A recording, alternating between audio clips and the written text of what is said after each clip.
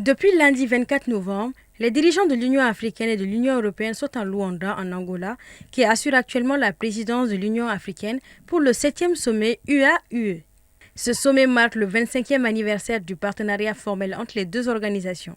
Plusieurs sujets sont à l'ordre des discussions, notamment les questions de sécurité pour accorder à l'Afrique une voix plus forte dans les instances de gouvernance mondiale, telles que le Conseil de sécurité de l'ONU et la Banque mondiale, le renforcement des échanges commerciaux ou encore la sécurisation des minéraux stratégiques nécessaires à la transition écologique de l'Europe.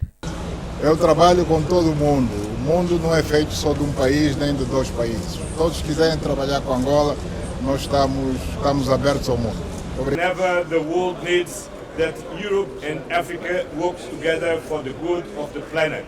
In this multipolar world, we need to address by a multilateral level our global challenges. And as is the motto of this summit, we are here to promote peace and prosperity through multilateral. Par contre, c'est la question migratoire qui figure parmi les thèmes clés du sommet.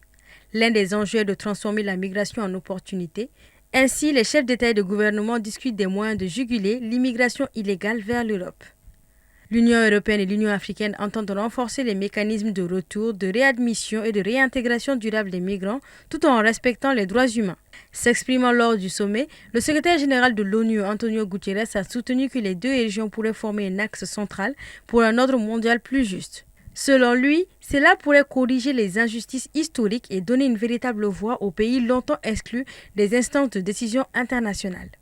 Dizer que no mundo de hoje considero que o eixo da Europa-África tem que ser cada vez mais o eixo central da comunidade internacional. Selon Bruxelles, l'Union européenne est le principal partenaire commercial de l'Afrique.